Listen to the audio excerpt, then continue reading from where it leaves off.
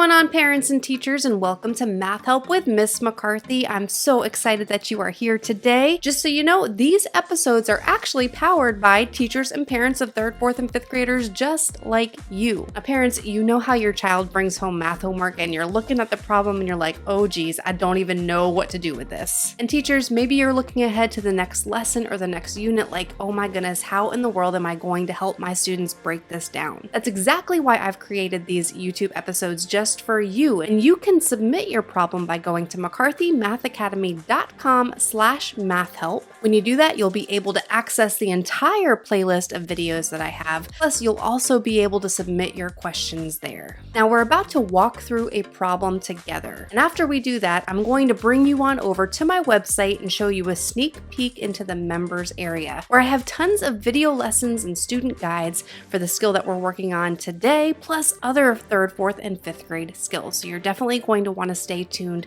for that. And the cool thing is, if your question is chosen to be in an upcoming episode, you'll get complimentary access to the gold plan or to one of the family plans available, your choice, so you can check out the members area for yourself. Ooh, I'm so excited. Let's go ahead and get to today's question and let me teach ya. This problem comes from Jackie in Polk County, Florida. This is a 3rd grade problem. All right, the question says, the school is creating I was about to say roosters. Woo! Let's try that again. The school is creating reading nooks on the playground. Each nook or each space must have an area between 35 and 39 square feet. Which of the designs below could be used? Now this question right here kind of resembles a fast math style problem. I see little boxes right here. And that's where we could select our answer or answers. This is multi-select, not multiple choice. And the difference is we need to go through each problem like you would do with multiple choice too, but we could have more than one correct answer. We've got some reading nook designs down here, and we have to figure out if these reading nooks are between 35 and 39 square feet, looking for the area. Now, a lot of students in 3rd, 4th, and 5th grade confuse perimeter and area. They forget which one is which. To help with this, I created a perimeter and area math music video that walks you through it. So the chorus actually distinguishes the difference between the two, which goes a little something like this. Let me be of some assistance. Perimeter is the distance, or length around like a yard fence. Find the sum of the sides with addition. You also gotta know about area, the space a 2D figure takes up. Count up the squares or multiply the length times width. And don't forget to use square units. Awesome. So the area portion of it says, you also gotta know about area, the space the 2D figure takes up. Count up the squares. We don't have squares to count up. Or multiply the length times width. That's the formula. So the area equals the length times the width. So all we need to do is multiply each length and each width for these. So here is our length, here is our width, and if the area equals 6 the length times 6 the width, 6 times 6, using the multiplication mashup, I can skip count there quickly. That would be 6, 12, and 18, 24, and 30, 36. 6 times 6 is 36. So this first square right here has an area of 36 square feet. Don't forget to use square units. Our unit is feet, so square feet. So is 36 square feet between 35 and 39? Yes, it is. So we can go ahead and mark that first one right here. But we're not done. We need to move on to the other ones and check them out because we could have more than one correct answer. All right, so we have a length of 9 feet and a width of 4 feet. So what is 9 the length times 4 the width? Using the multiplication mashup again, I could either do the 9 song or the 4 song. I think I'm going to do the 9 song.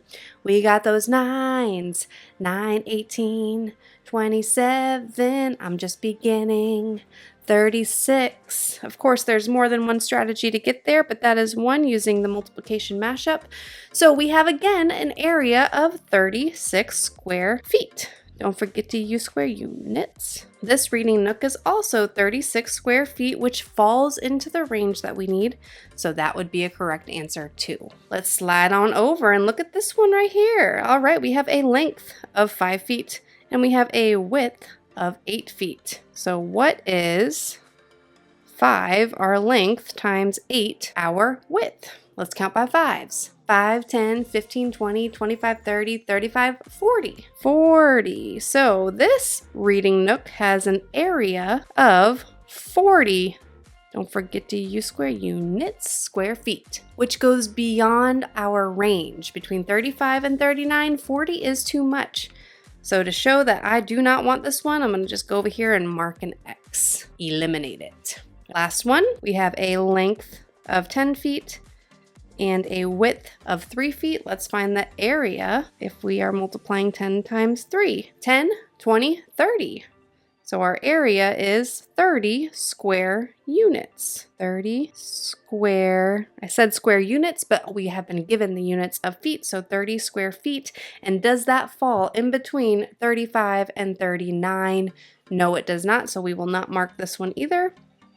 To show that I've processed and reasoned my way through that, I'm just going to eliminate it by putting an X right there. So I hope that this was helpful for you, and if you're thinking, well, I would really love some more practice with area, maybe counting up the square units or multiplying the length times the width, or maybe you are working with a composite figure, or maybe it's the difference between area and perimeter. If you're looking for more videos, you can definitely find more inside the members area over at McCarthyMathAcademy.com. There's 2 websites above.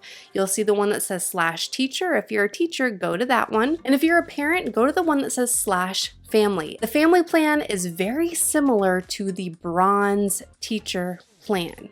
The only difference is for teachers, I've organized it by benchmarks, and for families, I've organized the videos by unit, so it makes sense for you. Let's go over to the website now and explore inside the membership. We're at the Members Enter Here tab right now. This is after you've already signed up for a plan, and you can either select the original membership for teachers or the new membership for families. In these episodes, I usually bounce back and forth just to kind of give you a glimpse of both. Today, we're going to go ahead and pop into the family plan. Teachers, remember that with the bronze, silver, or gold membership, you have access to all of this too. It's just organized by benchmark for you. Today we were working on a 3rd grade skill, so let's select 3rd grade, and we're going to scroll down to this unit right here, which says perimeter and area, and inside of this unit, we tackle all of these skills right here. The printable guides are available for you to download and print and use alongside the videos. So this one is talking about finding the area by counting up the squares, maybe finishing the tiling you need help with. These are all Florida benchmark skills that will be assessed on the FAST test. This is finding area by multiplying, so we're connecting the counting by square units to the multiplication formula.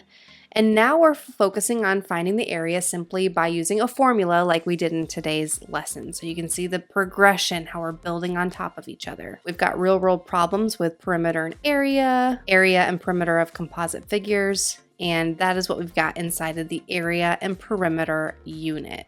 Let me just kind of pop into this episode right here so you can see we're labeling. We've got the area, the length, and the width, and we're starting to multiply these numbers. So this is just a sneak peek inside of the video. Jackie, thanks again for submitting your question so that everybody can learn from it.